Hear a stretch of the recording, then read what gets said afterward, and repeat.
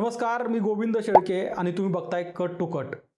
Cut to कटच्या व्यक्तिविशेष भागामध्ये आज आपण जाणून घेणार आहोत रणजितसिंह मोहिते पाटील यांच्या संदर्भात. महाराष्ट्राच्या राजकारणामध्ये जी राजकीय घराणे मागच्या अनेक दशकापासून खतर अधिराज्य गाजवत आहेत, त्यामध्ये मोहिते पाटील घराण्याचं नाव आवर्जून घ्यावं लागेल. पण मागच्या 10-15 वर्षामध्ये मोहिते पाटील घराण्याची सोलापूरच्या राजकारणावरची पकड ढिली होतीये का?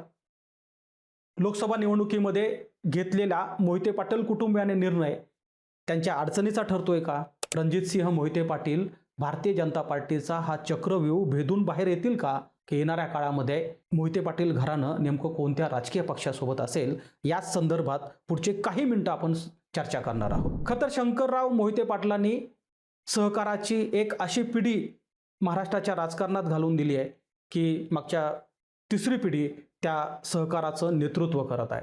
विजयसिंह मोहिते पाटील जे मोहिते पाटील घराण्याचं नेतृत्व मागचे 25, 30, 40 वर्ष करत होते, ते जवळपास 6 वेळा आमदार राहिले. महाराष्ट्राच्या राजकीय इतिहासामध्ये उपमुख्यमंत्रीपद, सार्वजनिक बांधकाम मंत्री, पर्यटन अशा अनेक पदं त्यांनी भूषवली.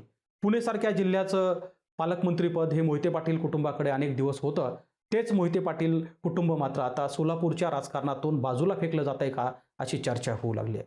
आणि त्याला कारण ठरलंय एक राजकीय निर्णय. 2024च्या माढा लोकसभा मतदारसंघाच्या निवडणुकीमध्ये धैर्यशील मोहिते पाटील जे विजयसिंह मोहिते पाटील यांचे बंधू आहेत, त्यांना भारतीय जनता पार्टी तिकीट देईल असं वाटत होतं. मात्र ऐनवेळी भारतीय जनता पार्टीकडनं धैर्यशील मोहिते पाटील यांच्या उमेदवारी नाकारली गेली.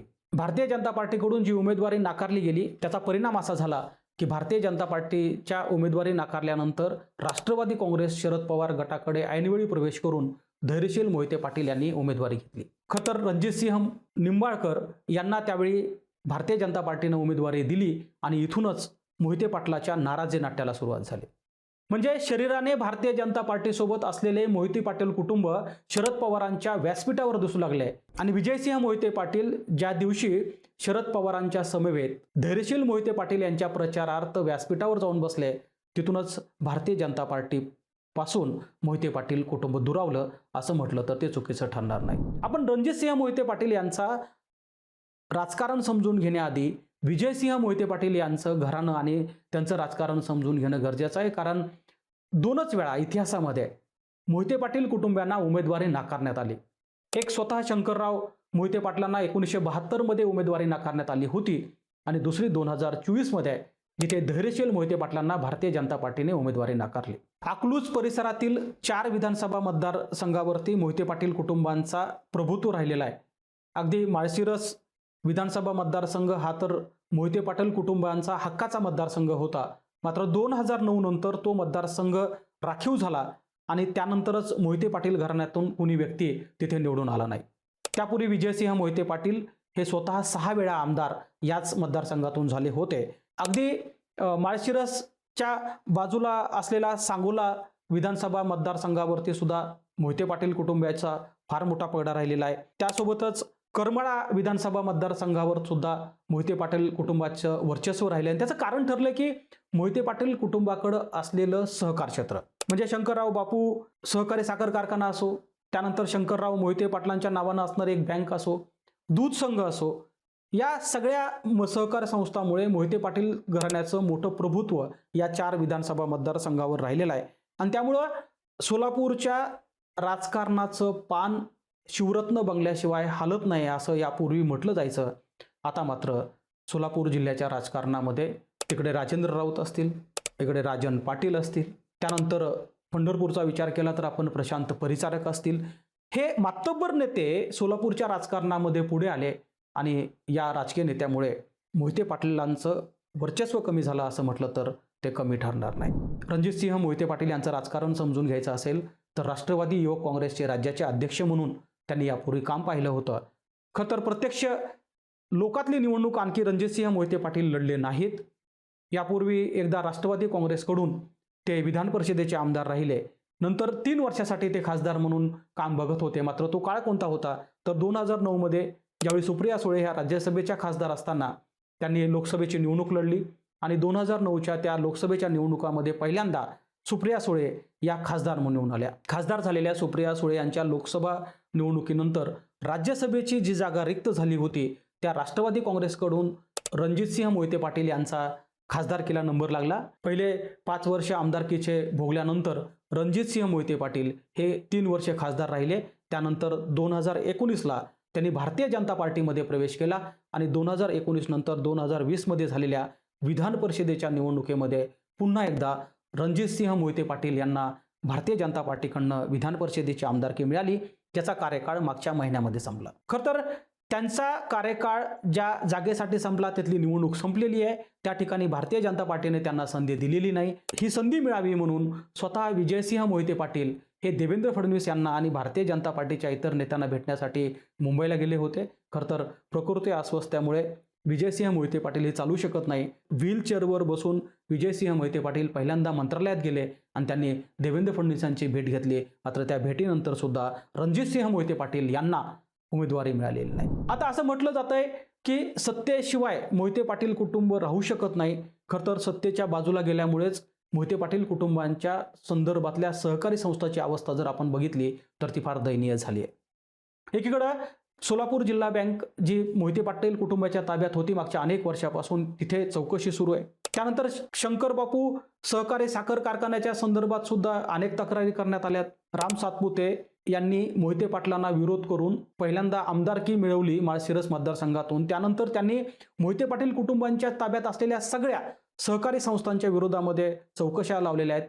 अनेक चौकशा कागदावरती आहेत आणि म्हणून मोहिते पाटील कुटुंबांची अडचण अशी झाली आहे की जे मोहिते पाटील कुटुंब मागच्या अनेक दिवसापासून राजकीय समतोल साधणारं कुटुंब म्हणून ज्याच्याकडे बघितलं जायचं, की म्हणजे एक भाऊ काँग्रेसमध्ये, दुसरा भाऊ राष्ट्रवादीमध्ये, तिसरा भाऊ भाजपमध्ये, असं असणारं मोहिते पाटलाचं कुटुंब मात्र आता राजकीय अडचणीत सापडलंय, पेचात सापडलंय. त्याचं कारण असं ठरलंय की आज जरी काँग्रेसच्या जिल्हाध्यक्षपद हे मोहिते पाटील कुटुंबातच असलं, राष्ट्रवादी काँग्रेसचा एक खासदार जरी मोहिते पाटील कुटुंबात असला आणि भारतीय जनता पार्टीचा एक विधान परिषदेचा माजी आमदार जरी मोहिते पाटील कुटुंबात असला, तरी मोहिते पाटील नेमके कोणत्या पक्षाचे असा प्रश्न मात्र कार्यकर्त्यात आहे, किंबहुना राजकीय नेत्यात सुद्धा आहे. जी राजकीय कसब मोहिते पाटील कुटुंबांना मागचे 25 वर्ष 30 वर्ष जमत होती, तीच मुळात अडचण आता मोहिते पाटील कुटुंबाची ठरते. आणि म्हणून रणजितसिंह मोहिते पाटील जे शरीराने आज सुद्धा भारतीय जनता पार्टी सोबत आहेत, ते मात्र गत विधानसभा निवडणुकीमध्ये आणि लोकसभा निवडणुकीमध्ये भारतीय जनता पार्टीच्या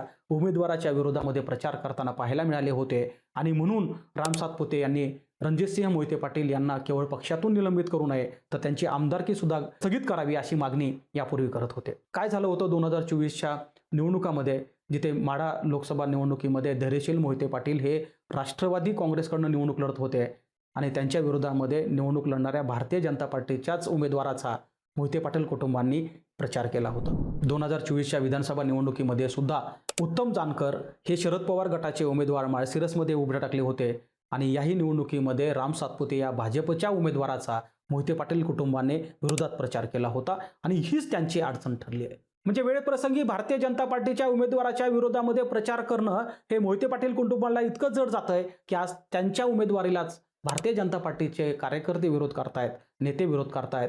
सोलापूर जिल्ह्याच्या राजकारणामध्ये बाहेरचा पालकमंत्री ज्यावेळी इथे काम करतोय, तो पालकमंत्री असेल किंबहुना राम सातपुतेसारखा एक माजी आमदार जो कायम मोहिते पाटील कुटुंबाला विरोध करतोय, यांचं राजकारण इथे वाढताना पाहायला मिळत आहे. आणि त्यामुळं भारतीय जनता पार्टीत राहून रणजितसिंह मोहिते पाटील हा चक्रव्यूह कसे बदतील, मोहिते पाटील कुटुंबियाला स्वतःच्या सहकारातलं वर्चस्व कायम ठेवण्यासाठी कुठल्या तरी सत्तेत असलेला पक्ष लागतो आणि हा सत्तेत असलेला पक्ष आता जर कुठला असेल तर भारतीय जनता पार्टी सोडून तो पक्ष म्हणजे एकनाथ शिंदेची शिवसेना. म्हणून आता प्रश्न हाच आहे की आपली सहकारातील पकड कायम ठेवण्यासाठी मोहिते पाटील कुटुंब किंबहुना रणजितसिंह मोहिते पाटील हे एकनाथ शिंदेच्या शिवसेनेमध्ये प्रवेश करणार आहेत का पुन्हा एकदा भारतीय जनता पार्टीसोबत दिलजमाई करून याच पक्षामध्ये आपलं भविष्य पूर्ण करण्यासाठी प्रयत्न करणार आहेत, की 2024ला केलेला शरद पवारांच्या राष्ट्रवादी काँग्रेससोबतचा प्रयोग पुन्हा एकदा रणजितसिंह मोहिते पाटील करणं